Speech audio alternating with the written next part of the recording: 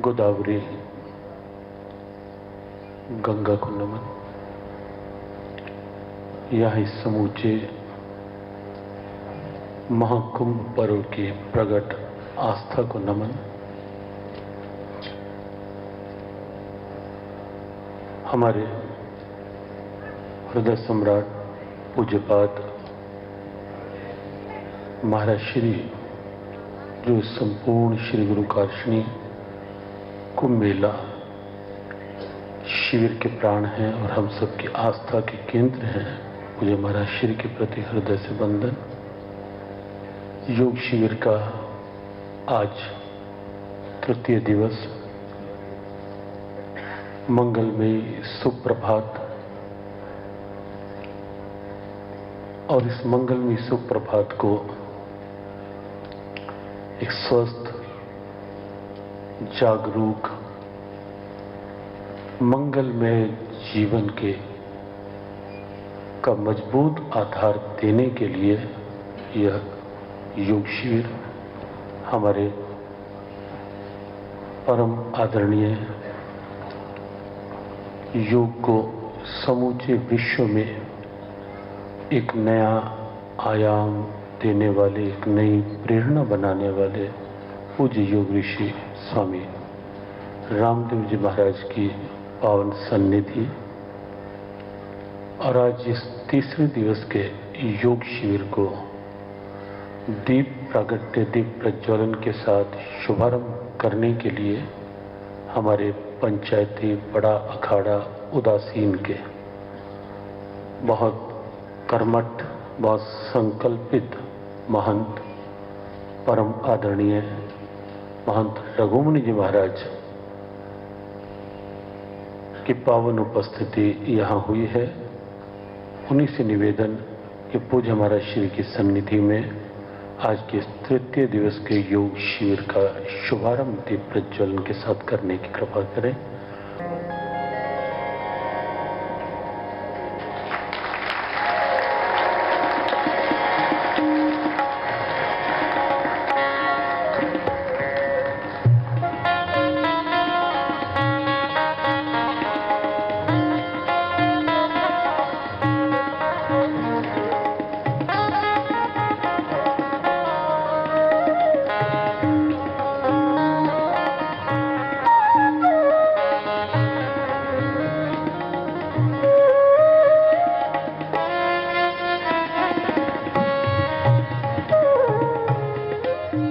तीसरे दिन की उस योग यात्रा में हम आगे बढ़े पूज्य योग ऋषि महाराज की सन्निधि में। उससे पूर्व हमारे पंचायती बड़ा अखाड़ा उदासीन के महंत श्रद्धेय रघुमुनि जी महाराज कुछ शब्दों में अपना आशीर्वचन पूज्य महंत जी महाराज। बोलिए सच्चे दरबार की जय। उदासीन आचार्य जगत गुरु श्री श्री चंद भगवान की जय। त्र्यंबकेश्वर बाबा की जय। गोदावरी माता की जय। हमारे परम पूज्य, परम सम्मानीय, परम आदरणीय श्री सतपंच परमेश्वर पंचायती अखाड़ा बड़ा उदासीन के महामल्लेश्वर स्वामी कारसनी गुरुसुरानंद जी महाराज, परम पूज्य, परम सम्मानीय, परम आदरणीय योग ऋषि बाबा रामदेव जी महाराज, परम पूज्य, परम सम्मानीय, परम आदरणीय हमारे महामल्लेश्वर गीतामणि श्री स्वामी ज्ञानानंद जी महाराज। ये सब सदगुरु की कृपा है। बगैर सदगुरु के कृपा के बगैर आप लोग यहां पर विराजमान नहीं हो सकते। सदगुरु ने देखो मन की शांति देते हैं। इस सदगुरु का ही कृपा का फल है। उसकी कृपा बगैर मन को शांति नहीं मिलती। लेकिन सदगुरु आपके लिए आगे भी प्रयास करते हैं। कभी इसके लिए आप लोग चिंतन करना, चिंता में नहीं, चिंतन में जाइएगा। ये शरीर निरोगी काया हो। अगर आपके जीवन में निरोगी काया है तभी मन को शांति मिलेंगे, तभी संतोष मिलेगा। अगर सब कुछ है, दुनिया की सारी सुख आपके पास है और निरोगी काया नहीं, तो सब कुछ बेकार है। ना शरीर से ही तो सब कुछ है। तो उनके लिए भी सदगुरु ने आपके ऊपर कृपा किया। आपके सामने सदगुरु के रूप से हमारे जोग ऋषि जी विराजमान है। उनके जीवन में क्या है? वो तो एक जोग ऋषि, एक जोड़ी सिर्फ कपड़े लेके चलते। ये सब किसके लिए कर रहे हैं? राष्ट्र के लिए, आपके लिए, हमारे लिए। यही तो संत का जीवन होते। संत का जीवन ही राष्ट्र के लिए समर्पित होते हैं, अपना लिए कुछ नहीं होते। संत किनके लिए तप करते हैं? ये धरती मां के लिए। मैं ज्यादा कुछ ना बोलते हुए मैं एक शब्द जरूर कहूंगा, ये भारत भूमि हमारे तपोभूमि है, ऋषि मुनियों के भूमि है। इस देश में जो आज वृद्धाश्रम बनते जा रहे हैं, ये देश के लिए एक बहुत बड़ी अभिशाप है। माता पिता को बच्चे नहीं संभाल सकते। जिस बच्चे को माता पिता ने कैसे संभाला है। अगर संसार में मां नहीं होती तो जगत नहीं होता। अगर माता नहीं होते तो देवता लोग भी कहां से आते, संत भी कहां से आते। आज इस देश में बड़ी अभिशाप है, बड़ी दुर्भाग्य है जो वृद्धाश्रम खुल रहा है। बिल्कुल नहीं होना चाहिए। मैं सोचता हूं इस पंडाल में ऐसे कोई नहीं होंगे, लेकिन आस्था चैनल के माध्यम से पूरी देश दुनिया में जो जा रहे हैं, इस कार्यक्रम में देख रहे हैं, तो कृपा एक कुंभ मेला से एक मैसेज आपके लिए, एक संदेश है। प्लीज आप जाइए, अपने माता पिता को सम्मान के साथ अपने घर लेके आइए। और माता पिता को जिसने भी वृद्धाश्रम भेजा है, वो किसी मंदिर में जाओ, किसी गुरुद्वारा में जाओ, कहीं भी जाओ, कितना भी मत्था लगड़ो, परमात्मा कभी उसको माफ नहीं करेंगे। तो आप जाके मां की चरण धुलो, पिता की चरण धुलो। किससे चरण धुलोगे? गंगा जल से नहीं। इस समय गंगा मां भी आपका साथ नहीं देंगे, गुनाह अपने करे हो। तो आपने नेत्रों के आंसू से जाके आप माता पिता का चरण धुलो। कोई देवी देवता माफ करे ना करे, आपके माता पिता जरूर आपको माफ कर देंगे। जाइए, आपके माता पिता को सम्मान के साथ ले आइए। यही जीवन का आपकी बड़ा तप है और साधना है। अब लोग मंदिर जाते हैं, धार्मिक कार्यक्रम में जाते, जाइए, लेकिन अगर माता पिता की आपकी जरूरत है, अगर मंदिर जा रहे तो माता का सेवा करिए, मंदिर जाने की जरूरत नहीं है। मैं मंदिर के खिलाफ नहीं हूं, पहले माता फिर पिता, उनकी सेवा में उसकी जो अंदर आत्मा से आपकी दुआ देंगे, वो दुआ 33 करोड़ देवी देवता के दर्शन के बराबर है। तो मेरा पुनः आप लोग से आस्था चैनल के माध्यम से यही निवेदन है, माता पिता का सेवा करिए। एक जैतनी वृद्धाश्रम खुला है, इस देश में बंद होना चाहिए।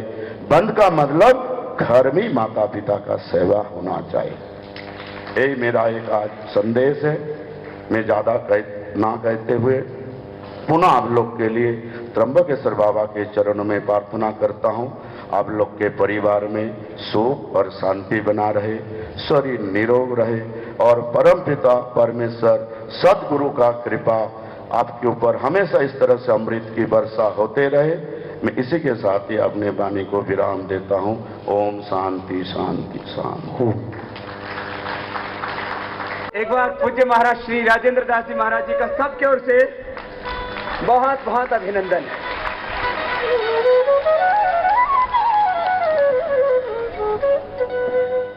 ओम नमो गोभ्यः श्रीमतीभ्यः सौरभेभ्य एव च नमो ब्रह्मसुताभ्यश्च पवित्राभ्यो नमो नमः। सबको यथायोग्य वंदन करते हुए आज हमें अत्यंत हर्ष का अनुभव हो रहा है। बाबा कह रहे थे भी कि श्री मोदी जी ने कहा अच्छे दिन आने वाले हैं। इस प्रातः काल की वेला में अरुणोदय की वेला में आप सबको साधन करते हुए देखकर लगता है कि आने वाले नहीं, योग साधन के द्वारा और इस सुंदर व्यायाम के द्वारा तो अच्छे दिन आ गए।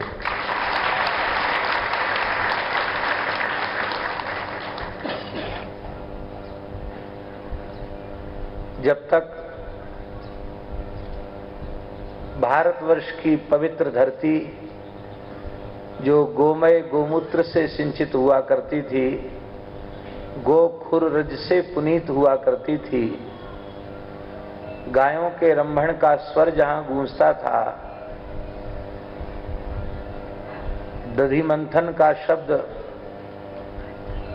और दूध की धार कढ़ने का शब्द जहां गूंजता था, वहां आज गोवंश का करुण क्रंदन हो रहा है। जब तक इस दोष की निवृत्ति यहाँ की धरा से नहीं हो जाती है, तब तक अच्छे दिन आने वाले नहीं हैं। अच्छे दिन आएंगे तभी जब पहले इस दोष की निवृत्ति हो। बहुत अच्छी बात है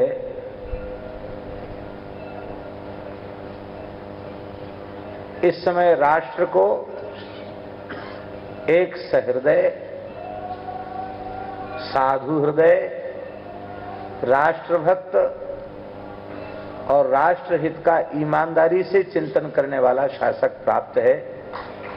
ये देश का सौभाग्य है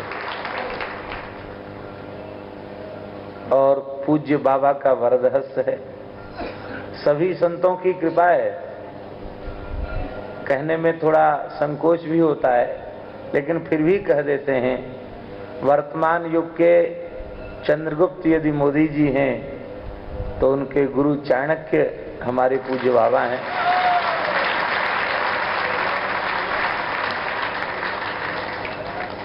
एक साधु पुरुष में कितना सामर्थ्य होता है, आज भारत नहीं सारे विश्व के सामने यह बात प्रमाणित हो गई।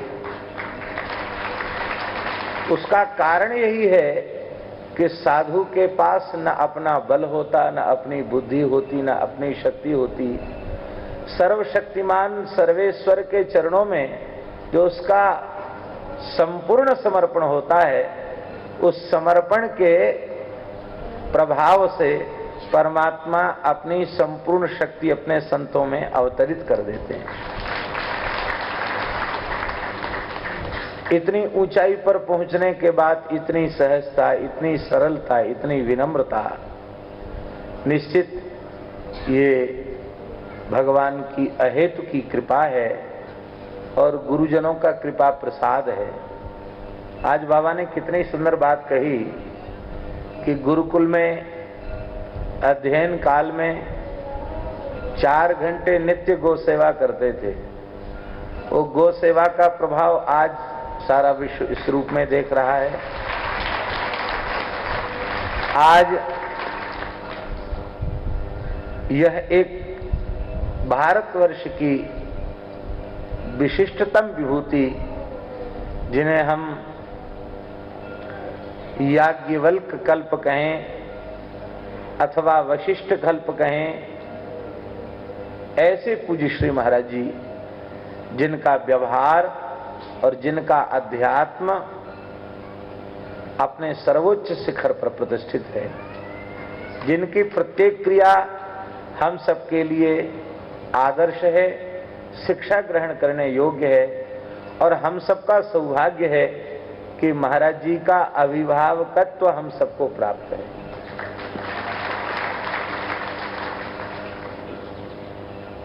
हमें भी इतनी प्रसन्नता है, पूज्य बाबा महाराज जी से हृदय से जुड़ गए, इससे हमें इतनी प्रसन्नता है कि हम उसको वाणी से कह नहीं सकते। बहुत आवश्यक है। संतो दिशंति चक्षुंसी, संतो दिशंति चक्षुंसी बहिरर्कः समुत्थितः देवता बांधव संत संत आत्मानमेव च, आत्मामेव च।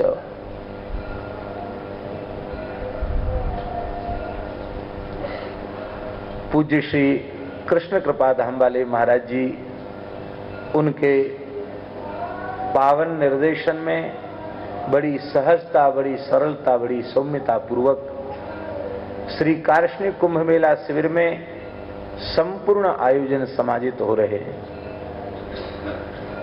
और आज के शायद प्रत्यक्ष, वैसे टीवी में एक आध बार हमारे ठाकुर जी के यहाँ न रेडियो है, न टीवी है, न अखबार है, न समय मिलता पर कभी कहीं किसी अवसर पर टीवी के माध्यम से बाबा के योग शिविर का दर्शन हुआ था। लेकिन आज प्रत्यक्ष दर्शन करके ये मन में भाव बना है कि ज्यादा नहीं तो कम से कम प्रत्येक कुंभ में, कार्ष्णिक कुंभ मेला शिविर में बाबा का कम से कम 5 दिन का, या वैसे तो 1 सप्ताह का हो तो ज्यादा अच्छा है, तो 5 दिन ये शिविर तो होना ही चाहिए। उज्जैन में भी होगा, उज्जैन में भी होगा, बाबा की आज्ञा हो गई है। तो भगवान सच्चिदानंद घन हैं, परम सुंदर हैं, उनकी सृष्टि भी अत्यंत सुंदर है। आज बाबा ने बहुत अच्छी बात कही। विलक्षणता तो महाराज जी ये है कि योगाभ्यास के प्रशिक्षण के साथ ही साथ सत्संग भी होता है। जी जी जी। योगस्य लक्षणम बक्ष्ये, योगस्य लक्षणम बक्ष्ये सवीजस्य नृपात्मजे मनो येनैव विधिना प्रसन्नम याति सत्पथम। योग का तात्पर्य क्या है? बहुत सुंदर बात है। भगवान के चरणों तक पहुंचने का सबसे उत्कृष्ट, सबसे सहज और सबसे सरल पद्धति का नाम है योग। मनो येनैव विधिना प्रसन्नम याति सत्पथम। मन प्रसन्नता पूर्वक भगवत प्राप्ति के पथ पर अग्रसर हो जाए, आत्म साक्षात्कार के पथ पर अग्रसर हो जाए। और महाराज जी बिल्कुल सही बात है। धर्मार्थ काम मोक्षाणम आरोग्यम मूलमुत्तमम। स्वस्थ शरीर में स्वस्थ मन का निवास होता है, स्वस्थ शरीर में स्वस्थ अंतःकरण होता है। और बाबा बार बार हम सबको संदेश देते हैं कि स्वस्थ शरीर करो योग, रहो निरोग। स्वस्थ शरीर बिना योगाभ्यास के प्राप्त नहीं हो सकता। हम भी कभी भगवान कृपा करें पतंजलि में रहकर, बाबा के निकट रहकर कुछ दिन शरीर भी कम करेंगे। आज राष्ट्र का सौभाग्य है, ऐसे ऐसे महत्पुरुष संत, भगवत विभूति पुरुष राष्ट्र को प्राप्त हैं। और ये बात बिल्कुल पक्की है। लोग कहते थे कि बाबा इतना श्रम कर रहे हैं, इतना प्रयत्न कर रहे हैं, और हम सच्ची बात बताएं, हमारे अपने मन में तो बहुत पीड़ा थी, जिस समय बहुत संघर्ष की स्थिति थी। हमको लगता था जो होना हो सो हो, न होना हो सो न हो। पर बाबा की उपस्थिति भारतवर्ष के लिए बहुत आवश्यक है। हमारे लिए बाबा का समाज में, राष्ट्र में सुदीर्घ काल तक विराजमान रहकर सेवा करना, ये हमारे लिए अत्यंत महत्वपूर्ण है। तो जो कार्य असंभव लोगों को लगता था, आज वह संभव हो रहा है। आज महाराज जी स्वदेशी की बात अब केवल भाषण में नहीं रहेगी। स्वदेशी क्रांति जो है, भगवान ने बाबा को माध्यम बनाकर स्वदेशी क्रांति को भारतवर्ष के घर घर तक पहुंचा दिया है। हाँ, सार्वजनीन बना दिया है, प्रत्येक व्यक्ति तक पहुंच गया। शायद कोई घर ऐसा न हो जहां पतंजलि की औषधियां न हो, कोई घर ऐसा नहीं जहां पतंजलि के शैम्पू साबुन न हो, टूथपेस्ट न हो। और हम तो कभी टूथपेस्ट करते ही नहीं थे। पहले तो दातुन किए बहुत समय तक, अब प्रवास में रहते तो इतनी जल्दी सब जगह सुविधा हो नहीं पाती, लेकिन जब से ये प्रामाणिक रूप से ज्ञात हुआ कि ये पूरी तरह विशुद्ध है, तो तब से हम तो बाबा का ही टूथपेस्ट करते हैं। तो गांधी जी का एक सपना तो भगवान ने बाबा के द्वारा पूर्ण कराया है। अब दूसरा स्वप्न, दूसरा नहीं उसको हम पहला कहें, क्योंकि श्री महात्मा गांधी जी कहते थे जिस दिन देश स्वतंत्र होगा, कलम की पहली नोक से गोवध पर पूर्ण प्रतिबंध लगाया जाएगा। वो स्वप्न भी बाबा के नेतृत्व में पूर्ण होगा।